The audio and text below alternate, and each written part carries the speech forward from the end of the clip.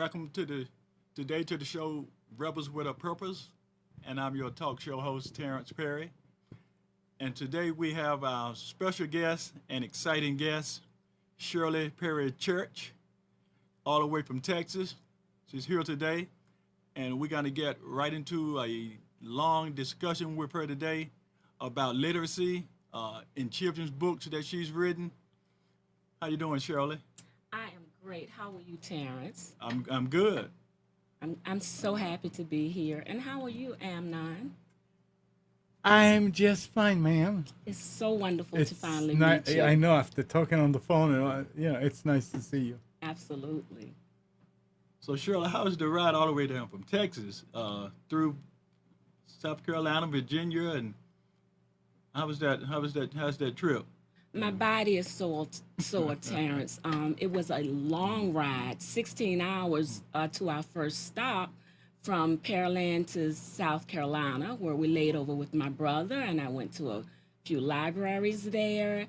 And then we left there after a couple of days, and we went on to Virginia, my home, where we again visited libraries and met people and talked about literacy. It was absolutely wonderful. So the trip thus far has been great, and the greatest part is me sitting right here with you.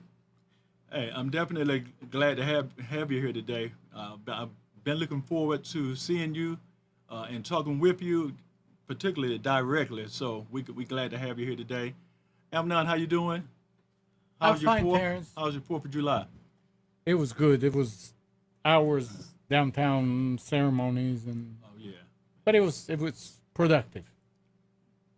And Shirley, how have your 4th been since you've been down? How was your 4th? Did you get a chance to eat any barbecue while you were down here? I didn't eat any barbecue, but I've eaten a lot of stuff that I shouldn't be eating.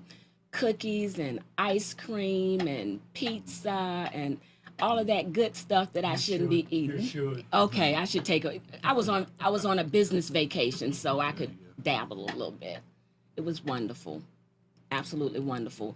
I spent time with family, and I met a lot of interesting people who are interested in literacy, who are interested in what I have to offer in my books, and it's been a wonderful experience. So let me ask. We're gonna jump right on into the questions that we have for you today, particularly because you do have 2 books out about literacy, and I want a chance to offer you the opportunity to just tell us a little bit about who Shirley Perry Church is, and also why you put this book tour together, and how all of that came about. My brand is Read to Achieve the Magic. I have always wanted to have magic in my life, and as in doing that, I want to share that magic with children. The literacy on the go is a part of that brand, wherein my vehicle is covered with messages pertaining to literacy. As I drive along the road, it is a reminder of the importance of reading. Traveling from the East Coast up, I have had so many people to look at my vehicle. And in looking at it, if a child were to look at his parent and ask, Mommy or Daddy, what's literacy? There's a discussion right there. Right then and there. And then there's everything about reading and my books. May I hold up my book? Is it okay, Terrence? May I hold up the book? By all means. This is The Hunt for the Magic Pearl. This is my first book. It's a wonderful book that the theme is survival. That's the theme for young children, survival, because we live in a world where children are oftentimes preyed upon. And we don't want to think that, but it does happen. And when a little girl or a parent pick this book up, they're going to see, in reading it, they're going to see they're going to find all kinds of themes pertaining to survival. There's some it's fun reading, but it gives a message to young girls and young boys on how to really take care of themselves. So, the hunt for the magic pearl is about hunting for all of the wonderful magic pearls in life. The Okay. peanut.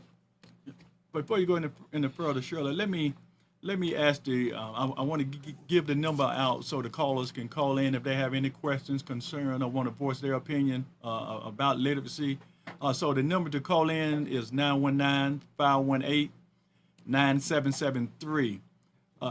Do call in and ask myself or Shirley any questions you do have about literacy, about her books, and also about the educational system of today. One of the things that I wanted to touch bases on, Shirley, when you're talking about the hunt for the magic pearl, the book is directed toward the middle school age group. Absolutely, it's middle.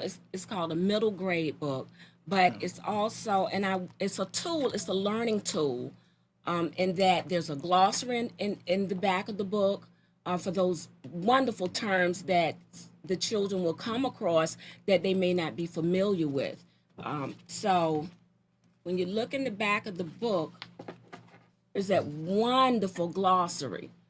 The vocabulary is on an upper level, but it's done such that the kids become familiar with these wonderful words. I am an advocate for teaching vocabulary. When we're in our home, we need to speak those wonderful words. And if it's not done in the home, you will certainly find it in the hunt for the magic pearl. So the book is a learning, it's a teaching tool for teachers. It's also a bedtime story. So there's a whole lot in this book that you're gonna find with these three mermaid sisters. And I want to ask you about those sisters also, because the way you've done the book, you have the three mermaid sisters, but there's something different about those mermaid sisters that's different than any other book, and it's the color of the mermaids.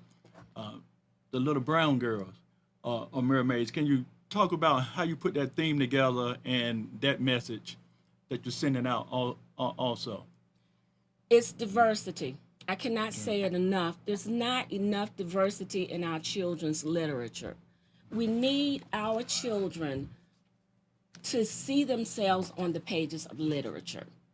We need them to connect in such a way that they can grow up feeling like they're important as far as learning to read and write. And in order to do that, they need to identify with the content in the books. They need to see themselves, and diversity is good for everyone. Just like when I was a young girl and I wanted to read a book, I didn't see myself on the pages of that book. Cinderella, I loved the story of Cinderella. But then I would go home and I would look at my hair, and my hair was not long and blonde. So I would take a towel and put on my hair. But in essence, what that does is it changes your identity. You're not the person who you are. You're trying to be someone else. So in doing this, we do have the little brown mermaids, and there are also white mermaids, and I'm sure that there are mermaids in other cultures, but I have never seen a mermaid of color. So my goal, let me find the page here. Oh, just a minute. I want to find the three of them. Three mermaid My sisters. goal was to have three sisters of color that everyone, every young child, regardless of their ethnic background, can enjoy and appreciate. So that's I tout diversity. Let me ask you about one of the themes in the book where the younger mermaid sister, she's disfigured as a mermaid, but as you read the book, she becomes the heroine in the book. Can you tell us a little bit about how that transformation take place, without giving away the whole book? If you, The I included a disability because a lot of our children suffer with disfiguring disabilities. And the first thing that they feel is that they can't contribute. And that is so far from the truth. I have seen amazing, amazing things happen with children with disabilities. In fact, I'm going to bring this up. There was a little girl who had no hands, absolutely no hands. And this baby won a writing contest with the disability that her name is Sea Star, little Sea Star. She was able to overcome her fears and participate and survive just as well as her sisters. So we can't, the message in here is that we cannot let a disfiguring disability stop us from achieving the goals that we set out to achieve. Now, along that same theme, the book talks about well, the way you targeted the book to the age group, but you also made references to like the diversity, the racial issues that we encounter today. But I think your underlying message is for kids to read, but also read with understanding and get the underlying concepts and messages that we get in society on a daily basis, and it speaks to our self-worth, our self-esteem, and not feeling good enough sometimes. Absolutely. It goes the one of the focuses in all of my books is critical thinking. Literacy goes to, it's not only the ability to read and write, it is the ability to think critically. And this is what happens from reading these books. Not only do you just read the words, but in reading the words, you have to pick up on the underlying things. And in doing so, you think critically. What is happening? One of the questions might be, why does that mermaid look like a deformed fish? And as you read, or why would a mermaid look like a fish at all? In the first place, the mermaid is in an ocean, so why not? So there are a lot of why nots in this book that will lead to great discussion between parents, between teachers and their students, and between kids just sitting around reading and chatting and talking about the book. So the themes are really, really strong in reference to critical thinking. And Shirley, also, I guess one of your themes is, I guess, language acquisition. And I know in the book, from reading it, you do have a glossary of words and the definitions. So as someone reads the book, as a child reads the book, a middle school child, they're also learning new words, new definitions, and how to fit them into, I guess, different sentence structure. I'm a reading teacher. Okay. I'm a former reading teacher, and one of the things that I was taught when I was going through my graduate program is that no child will ever be able to read until they acquire their language, and that is an innate process. But what I found in school is that a lot of our children could not read because they had deficits in their language, in acquiring their language. And until those deficits until that's corrected in a way, then you're going to have flaws in reading, if I may. Okay. I'm just going to give just a little. I'm going to do a little bit of teaching here. Okay. Okay. When sure. you have three areas of language acquisition, and the reason why I wrote these books based on my knowledge of language acquisition, which leads to reading. First, you have phonology, and phonology deals with our sound system. Then we have syntax, which is the rules, and it's a whole lot more to this one. It's a whole lot more to all of them. But then you have the rules, and you have your semantics, which is your reading, which goes to your vocabulary. And then you have your pragmatics. That's your social use of language. You're going to find a lot of social use of language in the dialogue that I've used in this book between the characters. You're going to have a lot of the sound system built into my words. You're going to definitely have a lot of meaning in these words. So when our children have deficits in any of these areas of their language acquisition, you can be sure that by third grade, if they have not achieved this in home and by kindergarten age, then you can look for these children to have some problems with their reading. And this is not just Shirley speaking. This is scientific. One of the things, oral language is often associated with vocabulary as the main component. This is a biggie. In my writing for children, I teach vocabulary via my narrative text.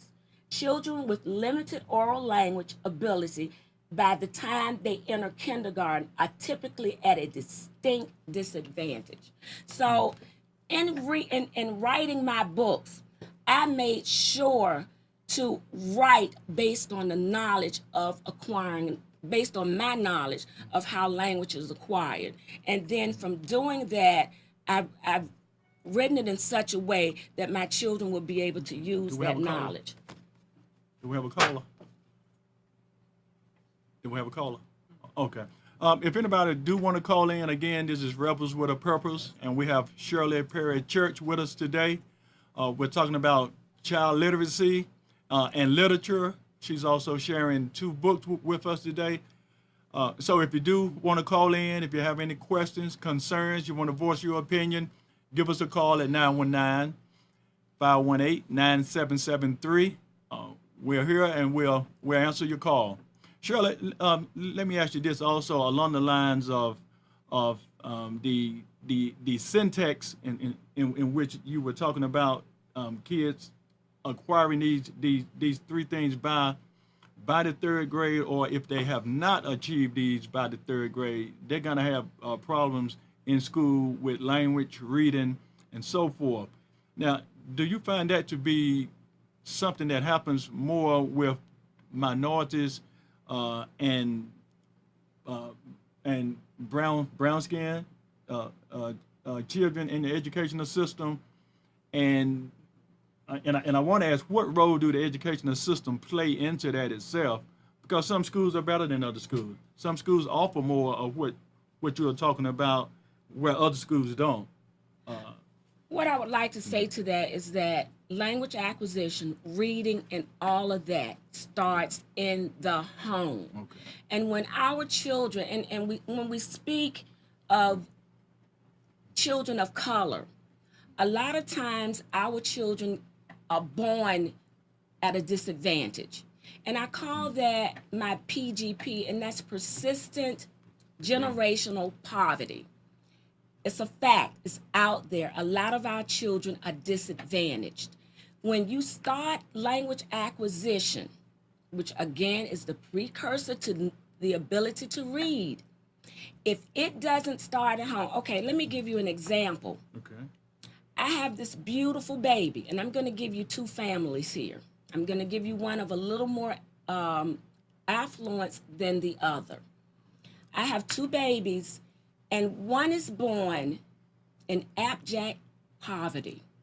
The other one is born to parents who are educated and who have a little affluence. The first baby is born to a single mother. The mother is uneducated. And when I say uneducated, I'm going to use my mother as an example. My mother had a 3rd grade education. The words she spoke are the words I spoke. The vocabulary that she used is the same thing that I used in 1st and 2nd grade. If my mother could not say those STRs, neither could I. It was street. How do you spell street when you need to spell it? How do you read it So that comes from home, and that's just an example, and that's only the tip of the iceberg. Now you have an affluent family, like my cousins, who came from both educated parents, both had completed back in the time high school, which was which was pretty impressive. And they heard all of those nice, long, complete sentences. The vocabulary that was spoken came from newspapers and magazines and all of this library of books that they had in their homes. Put those two kids together in a competitive educational environment, and which one is going to excel? I don't think I need to answer that question because I think we all know. And that is what we're seeing to this day. I'm not even going to go back to slavery. I'm not even going to take it that far, but you better believe that to this day we're being impacted because I was talking about phonology, that sound system. Imagine if you came, I am going to go there. Imagine that you came from Africa with your language. I tell you, it all starts with language. You came from Africa with your language. You cannot use that language. You're introduced to English, but yet you're denied the right to read and write and to process that language. So there again, you process what you hear just like that baby from that mother with that third grade education. And to this day, I taught and I don't want to single out one particular city, but where I taught, when I walked into the classroom and I heard some of those children speak, it took me back 100 years.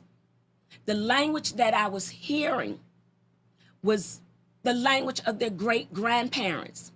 And they had been denied an education. So while we don't want to talk about our past, we want to let it go, oftentimes we cannot because we are being impacted to this day. I still struggle with language and grammar and all of those components that I spoke to. Amnon, you have a question? Yeah. I see where you ended up. Ah. Tell me what happened with the cousins. What are they doing today? My cousins ended up, now they received their masters years ago. It took me 20 years to finish to get my bachelor's degree. But you did it. I did it. Good there for it is. you. You want it. You Yep. have to want it. And that's what's missing in our children today. You have to want it. And I wanted it. And it didn't help that my father was educated. It didn't hurt that I had teachers that cared and pushed me. Yeah, I mean, but my point was you can come from an affluent family and fail for the rest of your life too. And that's true. But that is the absolutely chances true. are that you do have better. Yeah. But the thing is that, and I see exactly where you're coming from, Amnon. You get those foundations that some children don't get. And that's the thing. I was the only one in my family to go to kindergarten, which means that I did get a lot of those foundations. And while I struggled with reading and writing, I was able to go back to those foundations. What happens when those foundations aren't there or that foundation is terribly flawed? So There- let's take there this it call. Let's take this call real quick. Caller, go ahead. Yes, hi. Yes, hi. My name is Danita. How are you, Terrence? And God bless everybody that's on the panel and on the call. I just wanted to piggyback on what the gentleman has said as far as like affluence playing a role, but everything plays a role. Whether it doesn't matter where you come from, everything plays a role. I grew up in the hood in Bronx. My mom is from Honduras. I believe she has a GED education. I took it upon myself to want to learn, to develop a passion for wanting to learn, for wanting to achieve an education. So at the end of the day, that responsibility as well falls with the person. But a lot of people in around your circle, they play a role. I had a third grade teacher who everything that I know today about Black history, she taught me everything every day about Black history. It wasn't just for February, it was every single day. But I decided that that's something I wanted to carry with me for the rest of my life. Now, fast forward to my daughter. She's 13. Um, when she was young, I was reading to her. I took it upon Yes. myself to read to her, to teach her language, teach her how to write, how to read. Yes. Okay, so when Katrina happened, Hurricane Katrina happened, a lot of children were displaced because they didn't know how to read, they didn't know their address, they didn't know their phone number. My daughter, by the age of 2, she knew her address, she knew her phone number, Absolutely. she knew how to write her name, and then she also has a cousin. They're the same age. That cousin, she knew every booty shaking song on the radio, but she Yes. didn't know how to write her name. So Yes. it does start from home, but at the end of the day, you have to want to be able to want to learn as well as an individual. Demeter, I agree with you. Absolutely. Absolutely. Absolutely. It does go back to warning. And by the time you reach 14, 15, 16 years old, my husband is famous for saying, you have to make a choice. You're no longer a child. You have to make that choice. And if you don't want it, who's going to want it for you? So when you walk into that classroom and you let that teacher or your parent know, oh no, I'm going to get this, then 9 times out of 10, you will be the one that will go to the head of the line. You will be the one that will get that attention. That's great. That's wonderful. And you know what? And parents also, parents have to be proactive in their children's lives. I mean, I've gone to a lot of PTA meetings. I don't see our people there. You barely see that, or they don't go to see about their children in school. When I was younger, my mom would just send us to school. And a teacher, when I was in the first grade, a white teacher told me that I would never be creative because I wrote with my left hand, and she was so upset. She tried everything she could to make me right-handed, and she hit me with a ruler. Then when I gave her the look of death, she said, that's okay, you'll never be creative. Those words could have broken me. They could have broken me. So I always tell this story to my daughter, and by the grace of God, today, this girl is on the honor roll. She's just achieving and striving for better. And I say, you know what, God, I thank you. I thank you for my experiences. I learned from my experiences. And I know what to do and what to look out for in order to propel her to achieve better in life. So we all play a role. We all. Absolutely. And I want to piggyback on what you were saying about the teachers. Now, I grew up in an era of affirmative action and integration, and I thought it was the best thing since ice cream. But the thing that I'm seeing now is that a lot of the teachers, I don't want to say this, but I'm going to say the affluent. I don't just want to target white teachers or teachers of other nationalities. But I think the children, unless you can identify with the difficulties that these kids are going through, you are not going to be an effective teacher. As a teacher, and with the experience that I have, and living the life of a lot of these kids, I was able to relate to them. I was able to empathize and walk in their shoes. Therefore, I was able to reach and teach them. And that's what it's all about. Now, some kids let's not twist this. Some kids are not going to accept what we're trying to do with them. Some of them are too far gone. But as teachers, I put teachers with angels. We cannot afford to turn our back on not one child until we have tried to break through. I'm no longer in the classroom, and that's why I have these books. They are my teaching tools, but I have to get them in the hands of teachers to use them, because I've used everything I've got, including the kids, the characters of color, including the characters with disabilities, including the characters who have lost their mothers and still went on to be successful, still went on to get that magic. And that's what I'm talking about. Mother, you have magic that you've given to your children, and they are succeeding because they're looking for it. They really are. And I applaud you for what you're doing. I thank you, and I super applaud you for what you're doing. This is so needed in our communities. It really is, because I look at some of these kids, they just don't have the desire for education. They don't.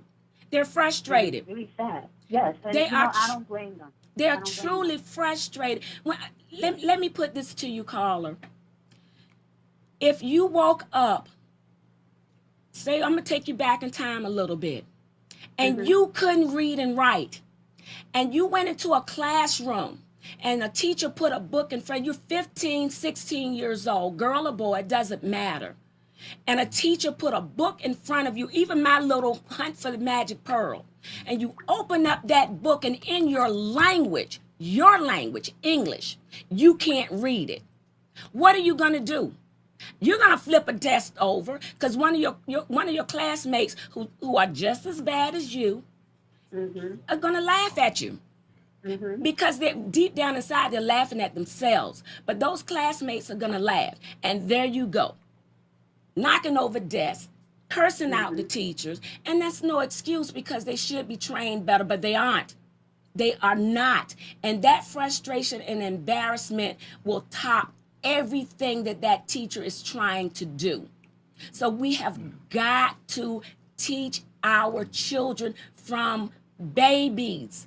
We have got to catch them. But the problem now, caller, is that the 15 and 16-year-olds are being thrown away.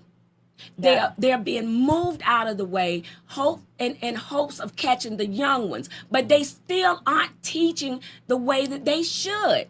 And you're going to find another generation in trouble. Shirley, let me stop you right there. And Demeter, you stay on hold with me for a minute. And let me take this next call real quick. Is the caller still on? Next caller. I'm here. Hey, this is Akila Say, educator, consultant, and author. Sister Shirley, I want to say I honor you. And Sister Denita, I honor you as well as a single parent. I'm a single parent also. Thank you. Thank you. It was so hard to figure out when to call in because it's such a rich conversation. Anytime is good. It really is. It really is. And I wanted to ask Ms. Shirley.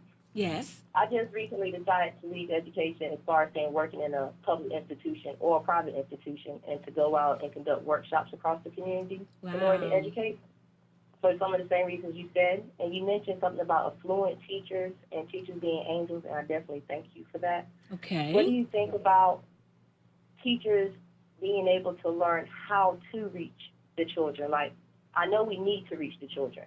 And I think a lot of teachers recognize that there's a gap there between where the children are, what they're being trained to do and not to do, what the curriculum is telling them to do, and the time frames they have that restrict them. So what would you recommend for teachers to do other than have a loving heart? That was my strategy. I'm just going to love on you and love on you. So my students would call me mom and auntie, and I could get through that way. But for a teacher who doesn't necessarily have that open, loving heart, what would you suggest?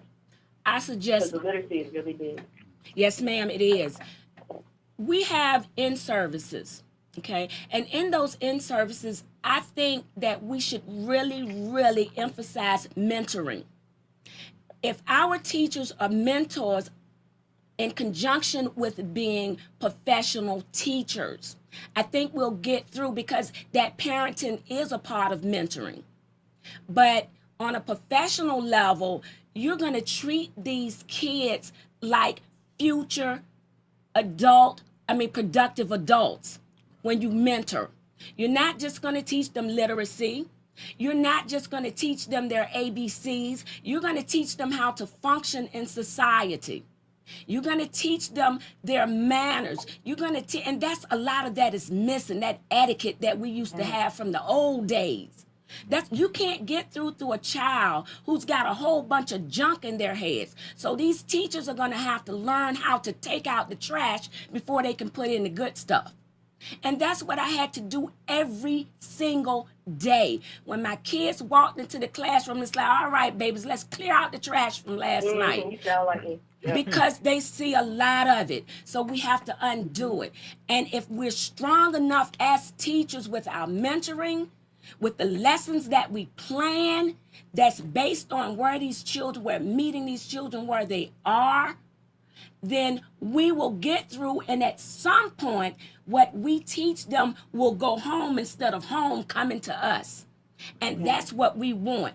In the community, we need our teachers to be surrounded by strong community leaders. We need our teachers to be supported by their administrators. And we need to get that mentality out of our heads that we're going to let another child drop through the cracks and get rid of them. We have to. Because these kids are hurting. And when they hurt, we hurt. When they break into our homes after we worked hard to put beautiful things into our homes, it's our responsibility.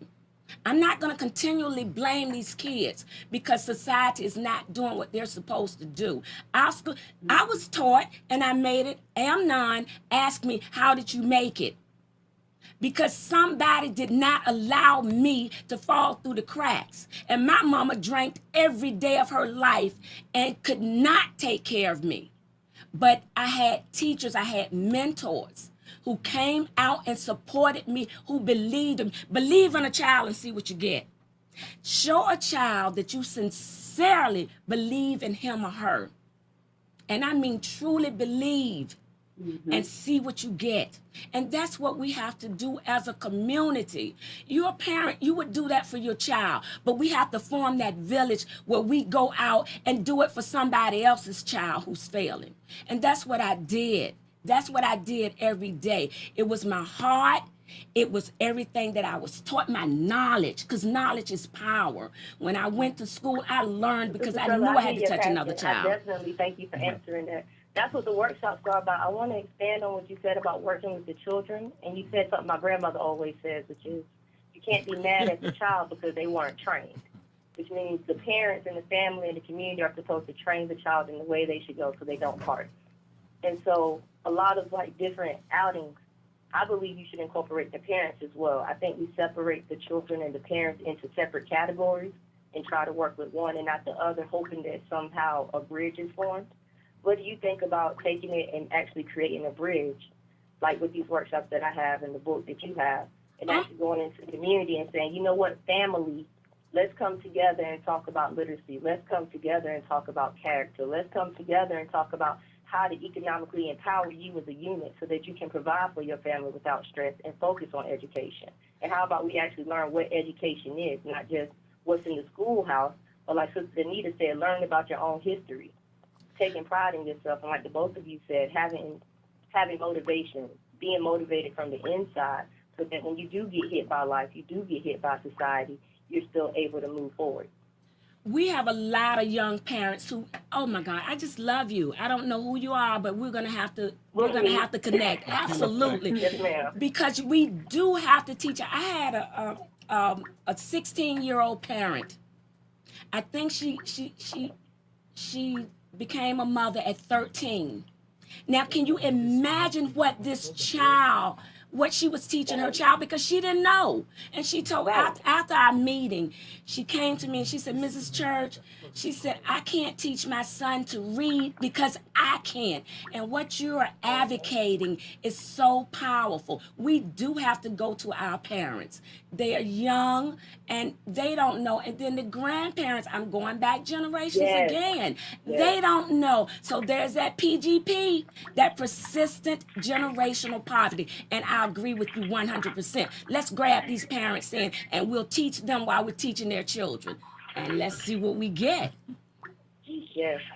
We'll definitely connect after the show and further that discussion, because what you're saying is very important. Like literacy, mathematics, I taught mathematics, and I always incorporated literacy into that, because I told the children you can't understand math nowadays if you don't understand how to read and you don't comprehend the meaning of the words and the tenses of the words and the usage of different words when they're put in different places in a sentence. And so many people, I feel, they don't understand that in different sectors. It starts with language. On the curriculum and not the actual learning process of the brain. Oh my goodness, absolutely. It all goes back to the brain. And what's so unique, I have a degree in psychology. And what's so unique about that is that the brain is so ready for us to learn. We are equipped with language. Oh my God, what other animal is born ready to communicate and survive through that communication? So It's right there for us. We just have to teach it and reinforce it. And then these babies will be able to read. But again, I cannot emphasize enough. It starts from the home and not from the government, from the parents. Keila Faye, I appreciate you calling in. Thank you. Thank you. Love you, Sister Shirley and Miss Anita, and thank you, Terrence, for having her on. And I'm going to keep tuning in. Okay, Thank you. I'll definitely give her your information. You was Thank on the you. show 2 weeks ago, Yes, sir. and so we definitely have that video also. Thanks again for calling in. Is there another Love you caller? all. Okay, we're gonna take this next call. And you need to tell them to be quiet. Hello? Okay, yeah, we're gonna take the next call, and we're gonna need you to turn the volume down on your system. You need to make sure that there is no other audio in the room. No kids running around and screaming, and you're not watching the show and listening to it.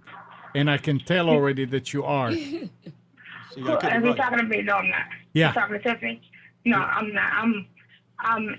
I was the one that was online. I was Okay. telling you I was ahead. watching my daughter's speech therapy, but I don't stepped out now. Go So, ahead. I just wanted to call in because I want to relate on what Miss Perry Church was saying, and I'm going to say this because that is my aunt, Sister Tiffany Jefferson. That is my aunt up there. And Okay. what I'm going to tell you is that as far as when she went back and was saying and was talking about how her cousins were educated, they had a better education, and how her mother didn't. And I love my mom, that's her sister, I love her to death. But my aunt is the one who gave me the courage to go on, to do better, to want more for myself.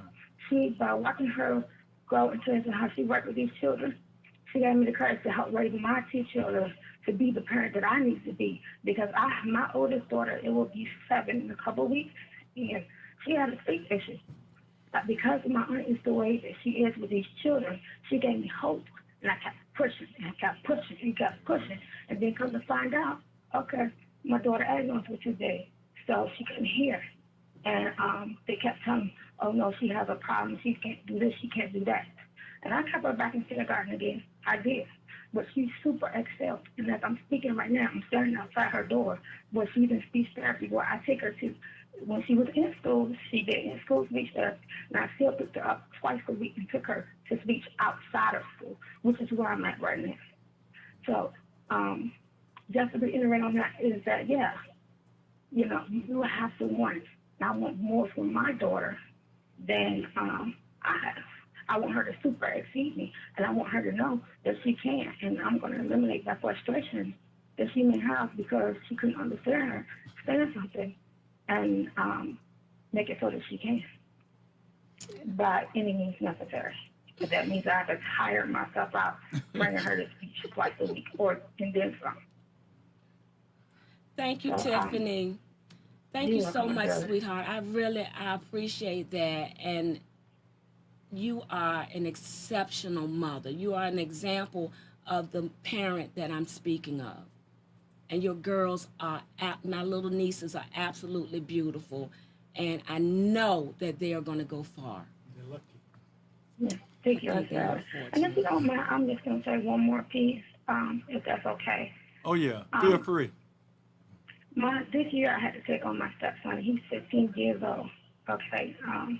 And when he came to me, he literally was like, he didn't know how to do this and he didn't know how to do that. And when he came to me in Norfolk, an E is a F. That's where I'm at. I'm in Norfolk, Virginia. An E is a F. And when he came to me, he was an E student. But when he got out of 7th grade this year, he was an A student. Wow. An AB honor roll student. And that's because I wouldn't give up and I couldn't push him. I wouldn't stop. And then I had to get my husband involved.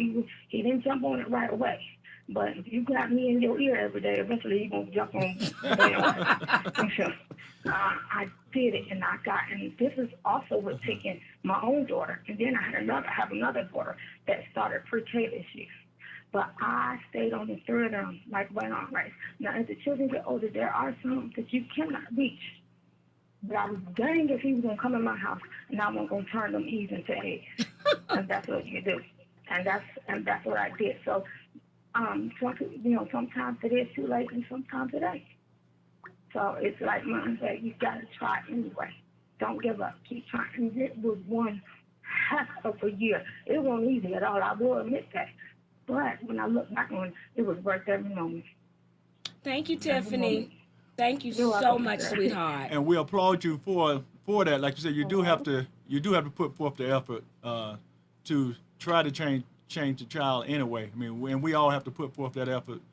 And if it happens, it do. If it don't, then maybe that person may need someone else to step in. But someone has to keep stepping in and keep trying until we get it right. As long as there's Yes, breath in the body, absolutely. we're not gonna fail anybody if we can help it. Absolutely. Listen, Absolutely. Tiffany, I do appreciate you calling in. And is there another caller? We're gonna take the next call. No, it's no problem. I'm gonna go ahead on and sign off here because I'm gonna go back in there with my daughter. But I wanted to call in and just support my aunt and give that testimony just in case it may help somebody else. It definitely will. Thanks, Tiff. You're welcome. Bye bye. All right, next caller, please. Hello, am I on? You are? You are on, go ahead. Mr. Perry, and this church. Thank you. This is Joy Sonia Lawson, and I am actually a current educator, and this topic just has been so rich. I really agree with the caller earlier saying that I didn't want to call in because I was listening in, and it was just so much good information. But I wanted to tell you that this topic is just so timely. Right now, the children, they're with their parents, and what better time to talk about literacy than now? Ms. Church, you mentioned it several times, talking about how, the parents, they have to get involved and they have to do this. It is important for parents to know that they are their child's first teacher. Yes. They are the child's first teacher. Yes. They're the ones that set that stage. And I think about when my children were growing up, we would have reading time, just something that we did in our house. We all sat down and we all read. It was just what we did. It wasn't, okay, well, your teacher said that you have to read. No, this is what we do. We want to become better. We want to learn new things, and this is one way to learn new things. It's through reading and those different experiences. And I love the fact that you're doing your book tour now and that you're showing more characters of color. That is so vital to a child's self-esteem. And even with comprehending information, I work with mainly children of color. I want to say at least 95% of my students are students of color. And it's very hard for a child to understand material when they can't even relate to the material. Exactly. They can't see themselves in that position because they've never seen someone who looks like them in that position. Absolutely. So I just really do appreciate, what you're doing. Absolutely. I would like to read something quickly. Reading is the only academic area in which we expect children to arrive as kindergartners with a basic skill level. Research has shown that oral language, the foundation of which are developed by age 4, has a profound impact on children's preparedness for kindergarten and on their success throughout their academic careers. Most children typically enter school with a wide range of background knowledge and oral language ability attributable in part to factors such as children's experiences in the home and their socioeconomic status. Now, here's the good part. Children in low SES, that's your socioeconomic statuses, were exposed to short imperatives and typically negative words such as no and stop that. That's what a lot of these children hear. No, sit down, stop that. But compared with the children from the high socioeconomic families, they tended to be exposed to greater quantities and quality of spoken and written words. They were exposed to descriptive language, expansive narration, and positive reinforcement for communication. Now you tell me, when you're telling your child, sit down, shut the blankety blank up, you're dropping them on their heads and you don't even realize it. So we have to start with strong oral communication in the home. Amen. Exactly. I totally agree with you. And I think one thing that parents sometimes we don't understand is that when we do not explain things to our children. Yes. We are denying them that right of developing a better vocabulary. I do not want you to do that because this is going to hurt you. If you take this, when you're explaining things to a child, they're able to acquire those words as well and use them. So that is something that I'm actually working with parents and the teachers to make sure that students are successful, because I believe it starts there. And many parents, they just don't know. They don't know. And I think that's one thing as a teacher, it is my responsibility, and one thing that I'm working on now is to help them, to let them know. We just actually had a program at my school. It's called a READ program. It was sponsored by Harvard University and Wood County. For the teachers had to sit down and watch modules of what happens when a child at your school Ms. Lawson, not reading, without books. Ms. Lawson. They're in a low floor, so, yes. can you hear me okay? Yes. I'm gonna cut you off for a minute because you're breaking up a little bit. Now All right. I know you are coming on the show in about a month and a half, so we definitely look forward to having you on as well. But I want to give Miss Shirley a chance to wrap up. She's going to give her social media means of us getting in touch with her. But we also look forward to. I appreciate your call in and look forward to you coming on the show in I think it's October. All right. And my brand is Read to Achieve the Magic. You're going to see it all over my truck. You're going to see it all over the world. My website is www.readtoachieve2.com. You may reach me at readtoachieve2@gmail.com. My 2 books, and we didn't even get to discuss the peanut butter trap. Hate is such an ugly word. Oh my goodness. Go out and buy it and we can talk about it. It is a wonderful, wonderful, wonderful, thought-provoking, critical thinking book told from a rat's perspective. And how many of you are going to tell me, Miss Church, I am not a rat? Oh, yes, you are. Because when you look on the back of it, you're going to see that the acronym for rat is a good thing. The Hunt for the Magic Pearl, don't forget it.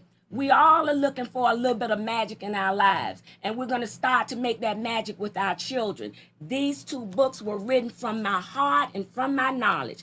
Go buy them and support me so I can keep running up and down the road preaching literacy. Shirley, the books are on Amazon. These books are everywhere books are sold. They're on Amazon. They're on, you can find them at Barnes & Noble, Books A Million. I am trying my best to get them in every library there is all across this country, so you may help me with this. Tell your school librarian, tell your public librarian. We want the peanut butter trap for those who cannot buy it, and we want the Hunt for the Magic Pearl. You'll find it a little bit cheaper on my website, www.readtoachieve2.com. All right, Shirley, we didn't get to touch on the peanut butter trap as much as we did get to talk about the Hunt for the Magic Pearl. But can you just take a minute or two just to give us a little bit about the peanut butter trap, just in terms of, I know it's set for middle school age group, but there are again some underlying messages to where we're talking about critical thinking. We're also talking about bigotry. Can you just speak on that real quick to give a person an idea of what the peanut butter trap is all about? In society, unfortunately, there are traps everywhere for our children. Even our educational system, our failed educational system is a trap.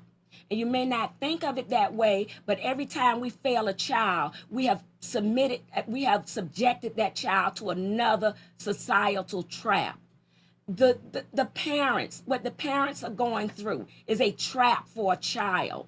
The prison system, oh my goodness, is a trap for a child. The food that the kids eat that cause obesity and high blood pressure in children are traps. There are traps everywhere, and this is told from a rat perspective. Now, when you look at our giants, you will notice that they're not black, they're not white, they're not Japanese, they are green. And that represents the haves and the have-nots. And I shouldn't even told you that. That should have been part of your critical thinking to figure that out. But this book is so thought-provoking, and it starts from middle school to young adults.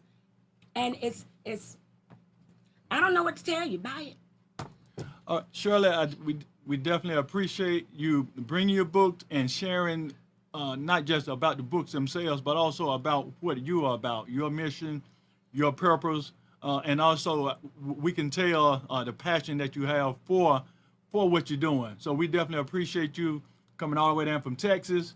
We hope you have a safe trip back. And enjoyed having you today. Yes, sir. Amnon? Yeah, I want to take it some. I mean, we still have a couple of minutes. Okay. You keep saying that the kids need to be exposed to better stuff. Yes. It's a wishful thinking. Those parents cannot.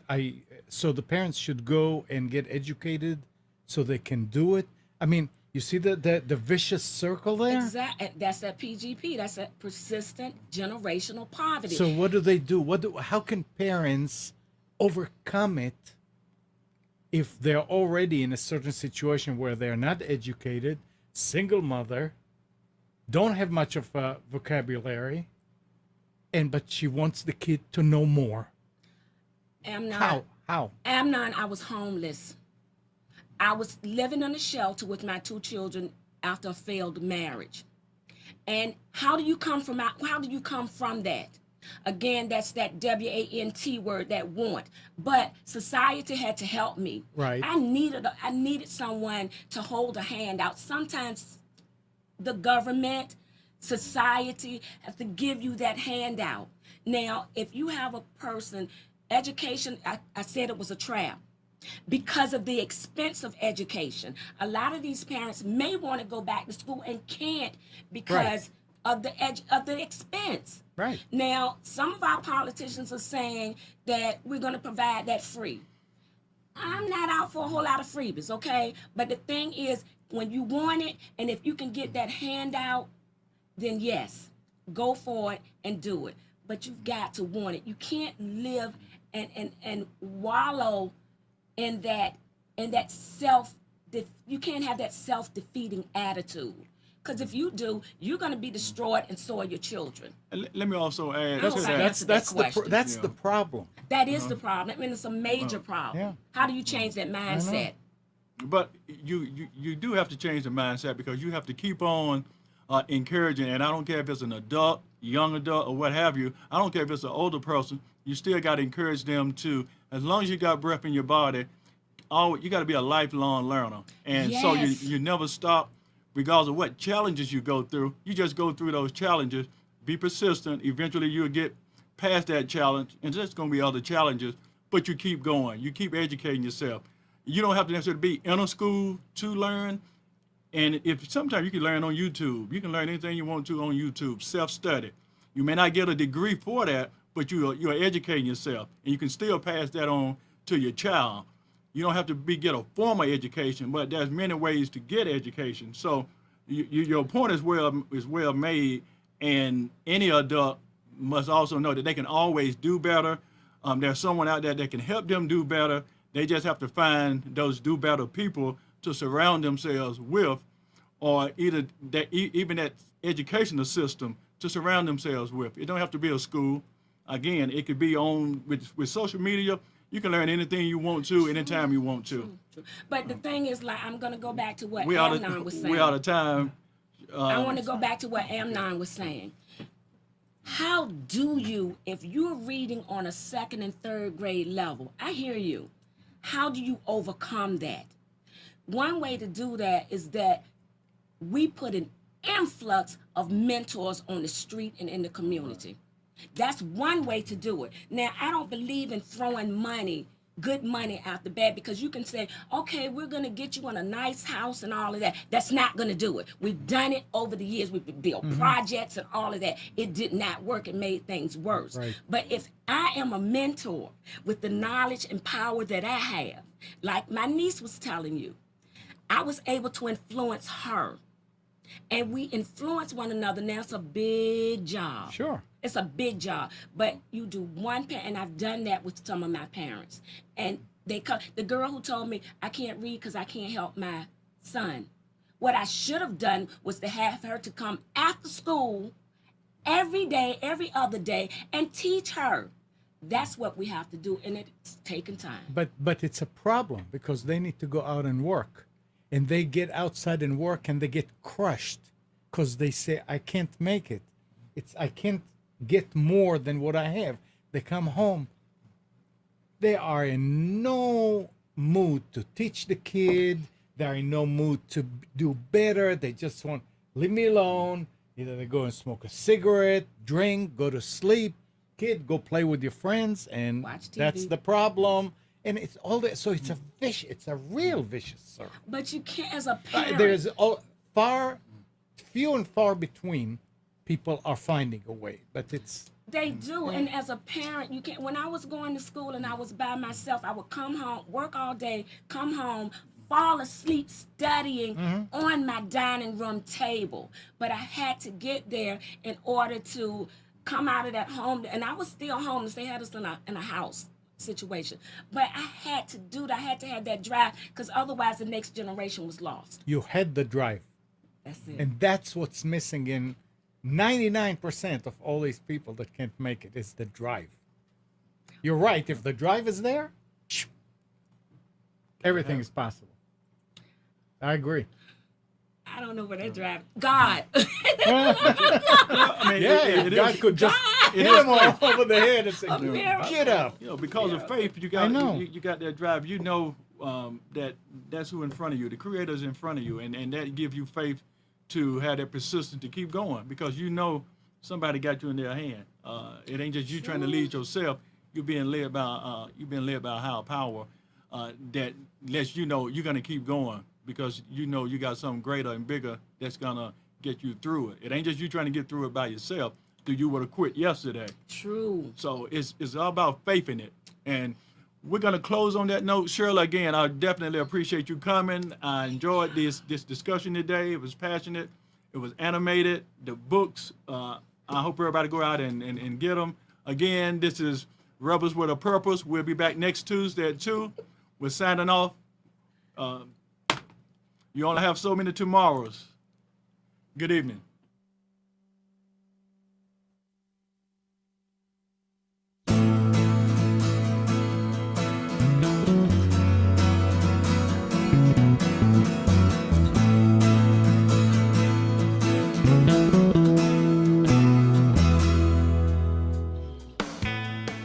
You are tuned to the Nissan Communications Network. Our weekly lineup of call-in programs includes Computers 2K Now with Amnon Nissan, My Life, My Will with Gisela DiCarlo, The Tanya Love Show, Health Then with Debbie Bruck, Breaking Free with Marilyn Shannon, Triangle Be Well with Howard Jacobson, Lunch and Learn with Rabbi Yisrael Cutler, Lessons of Vietnam with NCVVI members, Current Affairs with Amnon Nissan. And if you tuned in too late, you can always watch each program in its entirety or download an MP3 audio file of it in the archives section on nissancommunications.com. Don't forget to subscribe to our YouTube channel, follow us on Twitter, and like us on Facebook. Sponsored by Atomos.com, makers of quality video recorders and converters, CarolinaApparel.com, and DeltaForce.net.